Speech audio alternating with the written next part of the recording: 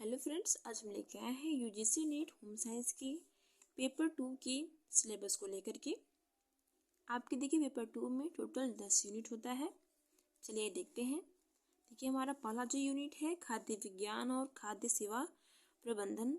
तो देखिए इसके अंतर्गत हमें खाद्य विज्ञान और पोषण के बारे में पढ़ना होगा, भोजन के गुण के बारे में, खाना पकाने और प्रसंस्करण तकनीकी के प्रभाव के बारे में जानना होगा, और उसके बाद खाद्य मानक भोजन की सूक्ष्मजीवी विज्ञानी सुरक्षा और खाद्य पैकेजिंग और नया उत्पाद विकास के बारे में हमें जानना होगा। उसका देखिए हमारा अगला जो यूनिट है पोषण और आहार विज्ञान। तो देखिए पोषण और आहार विज्ञान के अंतर्गत हमें खाने के समूह के बारे में पढ़ना होगा, सार्वजनिक स्वास्थ्य पोषण के बारे में, सामुदायिक पोषण, खेल पोषण, आपात स्थिति में पोषण और पोषण मूल्यांकन के बारे में, नैदानिक और चिकित्सकीय पोषण के बारे में पढ़ना होगा।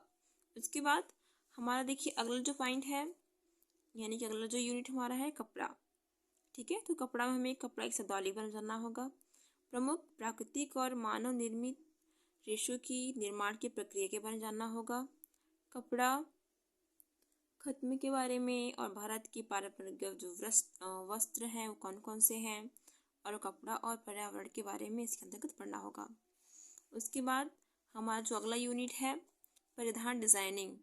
तो देखिए परिधान डिजाइनिंग के अंतर्गत हमें सबसे पहली बात शरीर की माप किस तरीके से ली जाती है, उपकरण एवं औजार के बारे में, फैशन यानी कि इसमें उसकी शब्दावली के बारे में जानना होगा कि फैशन क्या होता है, फैशन चक्र, फैशन सिद्धांत के बारे में जानना होगा। उसके बाद परिधान निर्माण के बारे में और कपड़ों की देखभाल और उसके रखरखाव के बारे में हमें पढ़ना होगा। उसके बाद अगला जो यूनिट हमारा है पांचवा यूनिट है संसाधन प्रबंधन और उपभोक्ता मुद्दे।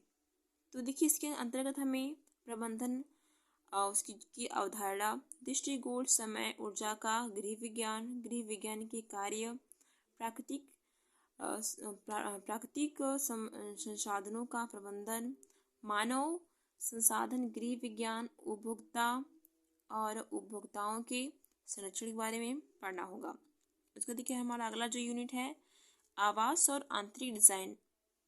तो देखिए इसके अंतर्गत हमें डिजाइन की बुनियादी बातें क्या हैं, रंग, अंतरिक्ष डिजाइन के बारे में, भवन निर्माण नियम, आवास और पर्यावरण के बारे में, और एक संसाधन के रूप में ऊर्जा क्या होता है, उत्पाद डिजाइन, फर्नीचर और साज सज्जा के बारे में पढ़ना होगा।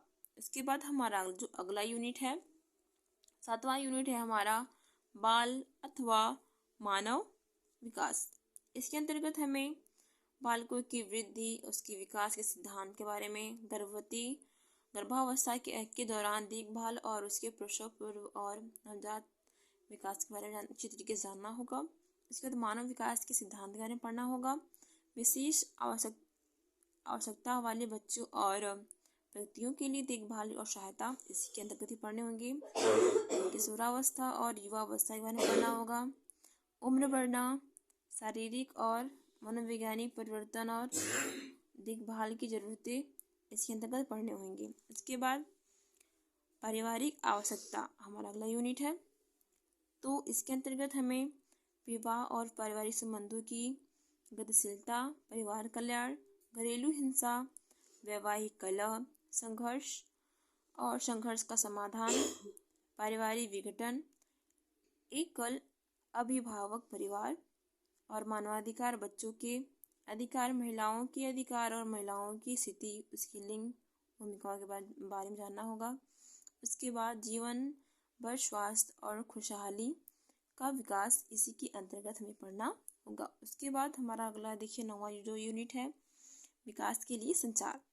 देखिए इसके अंतर्गत हमें संचार की जो भी मूल बातें हैं, संचार प्रणालियाँ और संचार सिद्धांत के बारे में जानना होगा, विकास के संचार की भूमिका, विकास संचार की चिंताएं कौन कौन सी हैं, विकास के लिए पारंपरिक, आधुनिक और नया मीडिया क्या है इसके बारे में जानना होगा।